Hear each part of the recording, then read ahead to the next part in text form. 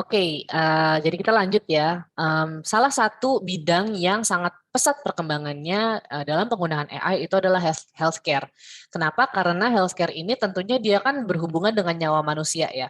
Jadi dokter pun manusia gitu ya. Dia pasti mengerti dokter itu kan apa ya, bukan menyembuhkan sih, membuat kondisi manusia lebih baik dengan memperhatikan symptoms gitu ya. Jadi kamu pasti kan kalau kalian ke dokter ditanya keluhannya apa? Saya sakit kepala dok. Sakit kepalanya dari kapan? Lalu hidungnya mampet atau enggak gitu kan? Lidahnya pahit atau enggak? Dia akan tanya bagian-bagian yang dan dia hafal gitu kan bahwa oh kalau misalnya ini kira-kira penyakitnya adalah ini gitu kan ya. Ditambah lagi nantinya kalau misalnya ada operasi gitu kan ya, operasi sekarang ini paling paling berkembang gitu ya. Jadi um, apa namanya, karena saya kebayang gitu ya, walaupun saya bukan dokter tapi pressure-nya itu tinggi sekali sebagai seorang dokter yang megang nyawa orang dan dia ngoperasi gitu ya, pasti pressure-nya tinggi sekali. Terus orang-orang yang megang anestesi gitu-gitu kan, karena dia megang nyawa orang gitu kan. Nah, bagaimana caranya agar at least ada bantuan lain lah kira-kira seperti itu ya. Jadi ada teman mikir sih kalau saya menginterpretasikannya. Jadi nggak benar-benar menggantikan, tapi ada teman mikir gitu bahwa karena manusia itu pasti ada capeknya gitu kan ya. Sementara robot ini memang dibikin pinter agar dia bisa consult kita lah kira-kira. Tapi jangan percaya total gitu ya. At least ada teman mikir. Nah lalu dosage error reduction gitu kan, preliminary diagnosis ini tuh udah mulai bisa digunakan di beberapa tempat juga ya. Jadi ya itu dia, karena lagi-lagi yang kalian kasihkan symptoms ya. Saya sakit kepala, saya hidungnya mampet dan lain-lain. Oh kemungkinan kamu ini, kira-kira gitu. Lalu manufacturing gitu ya, ini juga kita sempat bahas ya. Jadi nggak cuma robotik, tapi dia bisa ya itu memutuskan beberapa hal gitu ya. Jadi di sini yang benar-benar fully autonomous digital factory itu masih sangat-sangat sedikit gitu ya. Over the next 5 years akan masih sangat sedikit. Cuman yang ini akan sangat berkembang banyak. Jadi predictive maintenance. Jadi kalau saya nggak salah ngerti gitu ya, saya pernah ngobrol sama teman saya yang teknik kimia, kerjaan mereka salah satunya adalah maintenance pabrik gitu. Jadi pabrik itu kan banyak sekali alatnya. Nah, bagaimana caranya dia mengetahui bahwa alat itu kan pasti alat-alat lama gitu ya, investasi besar yang dikeluarkan pada satu hari gitu lah ya. Nah, bisa aja alat itu udah berapa tahun lamanya, lalu akhirnya alat itu rusak gitu kan. Alat itu rusak, bagaimana caranya memecahkan agar pabrik itu tetap jalan gitu ya. Alatnya rusak itu sambil diperbaiki, tapi kalau misalnya alat itu rusak banget, berarti kan itu menahan produksi gitu kan. Menahan produksi artinya semakin kecil pemasukannya gitu kan ya. Dan kepalanya pusing gitu, yang punya pabrik tuh kepalanya pusing lah kira-kira. Nah, dengan predictive maintenance dia bakal bisa ngebantu mikir lagi-lagi ya, bantuin mikir bahwa wah ini bentar lagi bakal rusak nih di area sini nih, udah katakan misalnya udah warna oranye lah kira-kira ya, oranye bahaya-bahaya gitulah ya. Nah, lalu di sini ada big data driven process and quality optimization gitu. Jadi yaitu kontrol kualitas dan lain-lain itu udah dibantu sama mesin, nggak cuma manusia. Dan untuk pendidikan gitu ya. Jadi di sini gimana ya, karena pendidikan itu yang kita tahu itu kan kayak yang sekalian kalian jalani itu kan terstandarisasi gitu ya.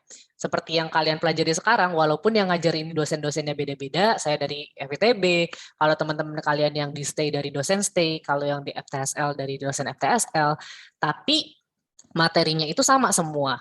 Kalian UTS, UAS sama semua. Paling ada sekian persen gitu ya yang memang ciri khas dari fakultas masing-masing. Nah, tapi memang ada beberapa orang gitu ya, atau ada beberapa anak yang butuh perhatian khusus misalnya.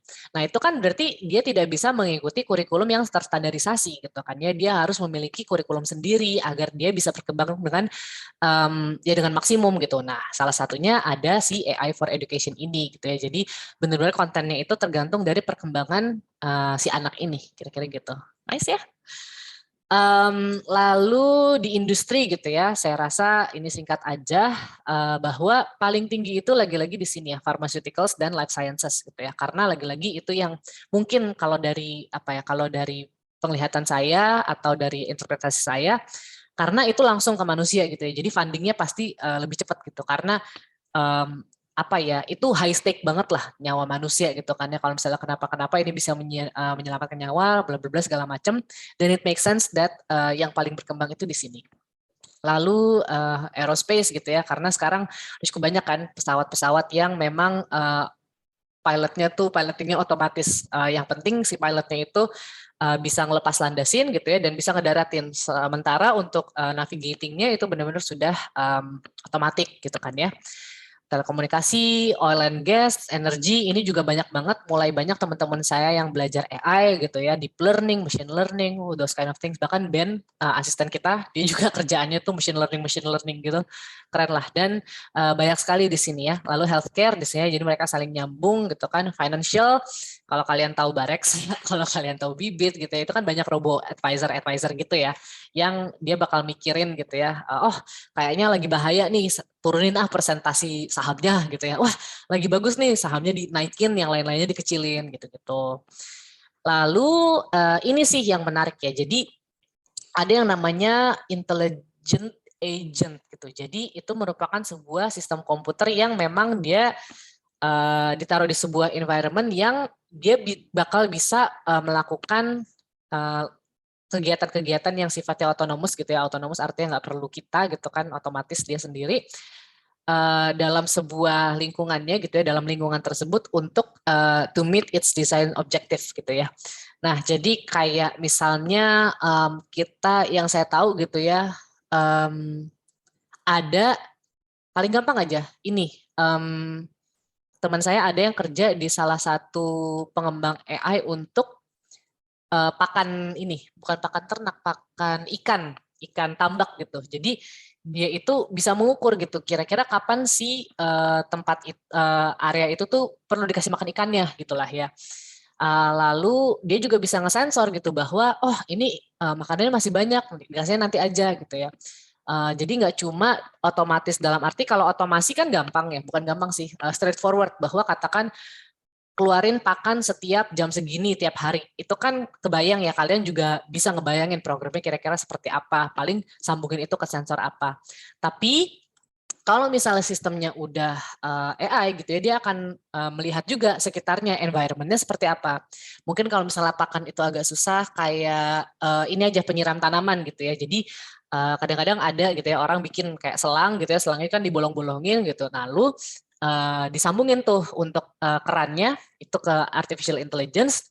Dia nggak cuma bisa, yaitu nggak cuma bisa ngasih tanamannya apa tumbuhan-tumbuhan di sekitarnya itu air pada jam tertentu, tapi juga dia bisa tahu misalnya jam segitu dia harus nyiram, tapi tanahnya itu masih sangat-sangat damp, misalnya habis hujan dia nggak akan nyiram, ya kayak gitu-gitulah. Cool. Lalu, nah ini gitu ya, jadi type of intelligent agent gitu ya, dia ada yang sistemnya problem solving gitu ya, lalu ada yang sistemnya itu knowledge based gitu ya, dan ada yang sistemnya learning gitu. Jadi hal-hal ini kalian coba bisa iseng-iseng cari lah ya, kalau misalnya saya jelasin satu-satu cukup banyak gitu. Nah jadi kayak problem solving agent itu pokoknya intinya bagaimana caranya dia bisa memecahkan suatu masalah, straightforward, problem solving memecahkan masalah. Lalu knowledge base itu deducting premises with percepted fact, jadi kayak agak-agak kayak detektif gitu ya. Jadi dia mendeduksi info-info yang dia dapat, lalu kayaknya outputnya ini deh gitu. Jadi kayak counselor gitu ya. Dan ada yang sistemnya learning gitu. Jadi kita ajarin dia sesuatu, kasih informasi bahwa katakan daerah ini kalau misalnya batuannya apa, kalau misalnya kebeningannya seperti ini, lalu sinyal magnetiknya seperti ini, sinyal gravitinya seperti ini, perkiraannya bawahnya itu adalah batu ini, gitulah ya.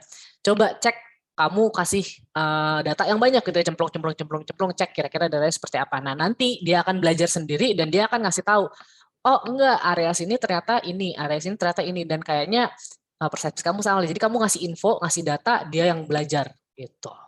Ya. Jadi ini problem solving agent, kamu kayak ngasih masalah gitu ya, tolong rapiin. Nah, ini rapi gitu ya. Tadi saya sempat mikir juga ini apa? Oh, ternyata dia rapinya 1 2 3 4 5 6 7 8 muter. Jadi bukan 1 2 3 yang kayak gini. Lalu maze problem, gimana caranya keluar gitu ya. Ini kayak yang pernah kita bahas di awal-awal banget. Nah, terus habis itu block word gitu ya, dari kayak gini kenapa jadi A, D, B, C. Nah, itu gimana caranya biar ngurut gitu ya, ini belum selesai sepertinya. Lalu pathfinding, ini yang kita pernah bahas juga. Jadi bagaimana yang tadinya itu sistemnya kayak if this then that segala macem. Nah itu semua banyak banget data dikumpulin dan dia akhirnya memutuskan sesuatu gitu ya. Jadi bukan kita yang nyuruh dia keluar, bukan dia. Nah knowledge based ini yang keren nih ya. Jadi knowledge based. Jadi kayak aku gitu ya. Aku bukan expert. Habis itu aku konsul sama katakan ada sebuah aplikasi yang agak-agak kayak dokter gitu ya, yang self diagnose gitu ya. Saya belum tahu sih di Indonesia ada atau enggak. Saya bilang saya sakit ini. Nah, ada knowledge base yang itu dikembangkan oleh expert, misalnya oleh dokter-dokter seluruh Indonesia gitu misalnya ya. Nanti keluarnya adalah advice, oh kamu kemungkinan sakit ini. Atau misalnya kalau udah parah banget, nggak bisa gitu ya, silakan kunjungi dokter. Hal-hal seperti itu gitu kan ya. Car repair gitu kan, lalu disease detection dan lain-lain. Jadi kayak kita numpang, jadi barangnya ini sebagai yaitu makanya knowledge based agent, dia agent tapi yang dia simpan adalah pengetahuan gitu ya, bukan solvingnya, bukan apa, tapi kayak yaitu pengetahuan.